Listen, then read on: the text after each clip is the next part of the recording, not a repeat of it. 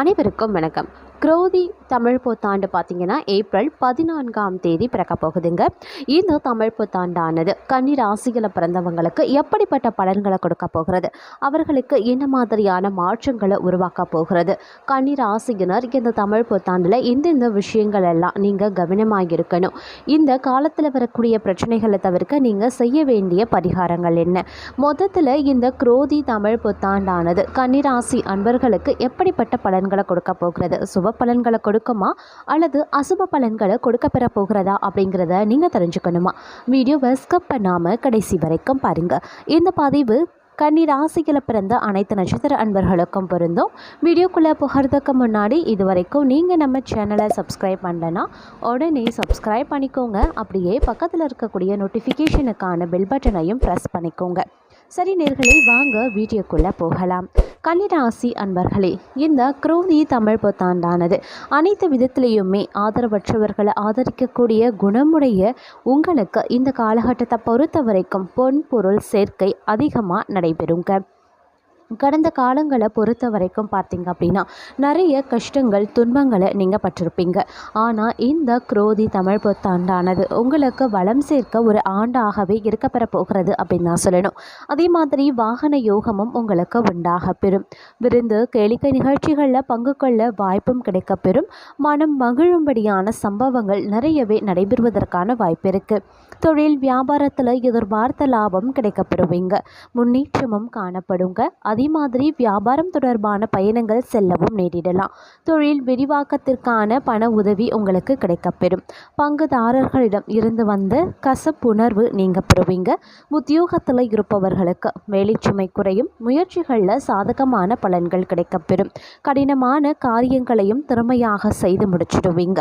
குடும்பத்தில் மகிழ்ச்சி நிலவும். பிள்ளைகளால் பெருமை உண்டாக பெறும். கணவன் மனைவிக்கிடையே இருந்த கருத்து வேற்றுமை நீங்க பெறுவீங்க. அதே மாதிரி குடும்பத்தினருக்காக பொருட்களை வாங்கி மகிழ்ச்சி அடைவீங்க. குடும்பத்தில் சுப நிகழ்ச்சிகள் நடைபெறும். வாழ்க்கையில் புதிய முன்னேற்றம் உருவாகும் அப்படின்னு கூட சொல்லலாம். தாயார் வழி உறவினர்களிடம் உறவு நல்ல நிலையில் நீடிக்கும்.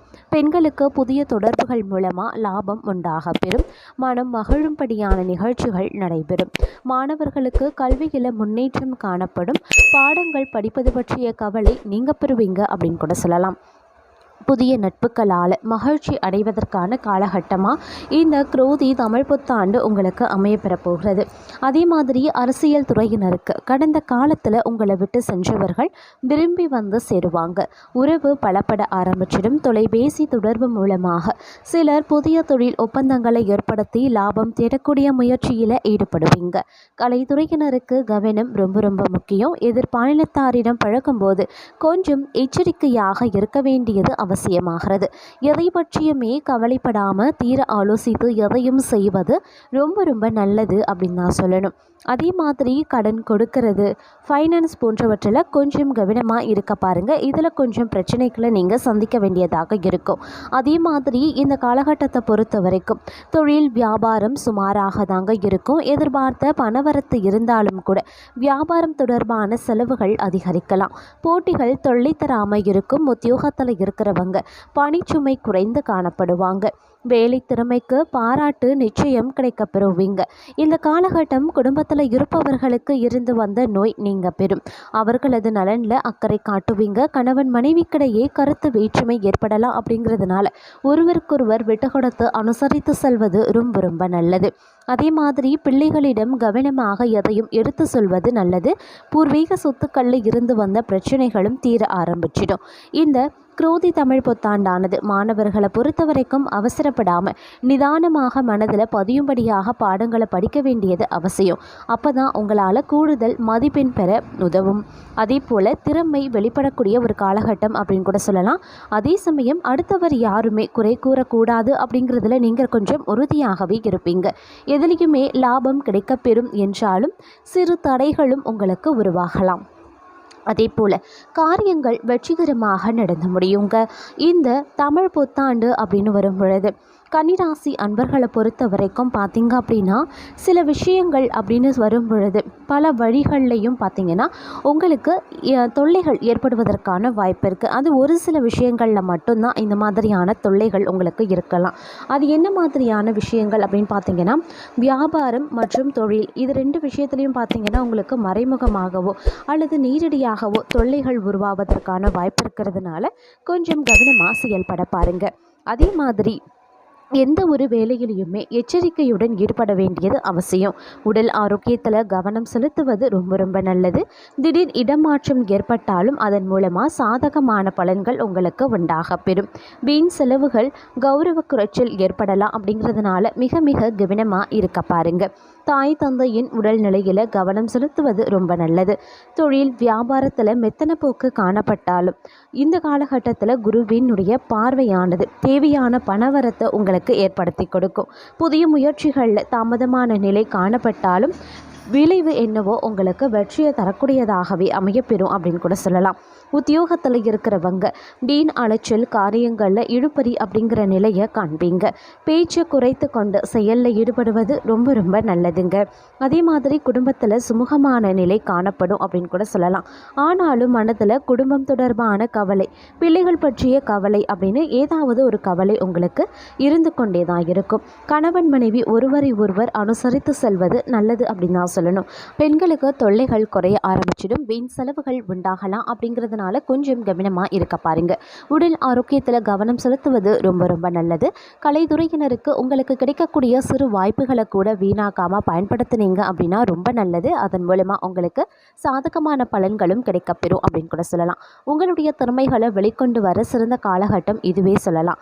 பாராட்டு, புகழ், விருது உங்களை தேடி வரக்கூடிய ஒரு காலகட்டம் அப்படின்னு சொன்னால் அது இந்த குரோதி தமிழ் புத்தாண்டாக மட்டுமே இருக்கப்பெறும். அதே மாதிரி அரசியல்வாதிகளுக்கு உங்கள் மீது தலைமை அதிகமான நம்பிக்கை கொள்ளும். உங்கள் நண்பர்களே உங்களுக்கு எதிராக செயல்படலாம். அப்படிங்கிறதுனால கொஞ்சம் கூடுதல் எச்சரிக்கை உணர்வுடன் செயல்பட பாருங்க. உங்களுடைய விசுவாசத்திற்கு மேலிடம் உங்களுக்கு சரியான பதவிகளை அளிப்பாங்க. மாணவர்களுக்கு கல்வியில் மெத்தன போக்கு ஏற்படாம தீவிர கவனத்துடன் பாடங்களை படிக்கிறது வெற்றிக்கு வழிவகுக்கும் அப்படின்னு கூட சொல்லலாம். அதே சமயம் இந்த காலம் தொழில் வியாபாரத்தில் இருந்த தொய்வு நிலை நீங்கி விறுவிறுப்படையும். வசூலாக வேண்டிய கடன் பாக்கிகள் வசூலாகும். தொழில் தொடர்பான பிரச்சனைகளும் தீர ஆரம்பிச்சிடும். உத்தியோகத்தில் இருக்கிறவங்க பணி தொடர்பான கஷ்டங்கள் கொஞ்சமாக குறைய ஆரம்பிச்சிடும் அப்படின்னு கூட சொல்லலாம். இந்த காலகட்டம் குடும்பத்தில் உங்களுக்கான மரியாதை, மதிப்பு அதிகரித்து காணப்படக்கூடிய ஒரு காலம் அப்படின்னு தான் சொல்லணும். அதே மாதிரி உங்களது வார்த்தைகளுக்கு மதிப்பு இருக்குங்க. கணவன் மனைவிக்கிடையில் மனம் விட்டு பேசி எடுக்கக்கூடிய முக்கிய முடிவுகள் நன்மையை தரக்கூடிய வகையில் அமைஞ்சிருக்கும். பிள்ளைகள் நலனில் அக்கறை காட்டுவீங்க. இந்த காலம் அடுத்தவர் செய்யக்கூடிய நற்காரியங்களுக்கு ஆதரவாகவே இருப்பீங்க. மனம் மகிழும் சம்பவங்கள் நடைபெறுவதற்கான வாய்ப்பும் இருக்கு. உடல் ஆரோக்கியம் உண்டாக பெறும். வீண் கவலையும் நீங்க பெறும். தடைபட்ட காரியங்களில் தடை நீங்கி சாதகமாக நடந்து முடிய வாய்ப்பு இருக்கு. வழக்கு விவகாரங்களில் சாதகமான நிலையும் காணப்படலாம்.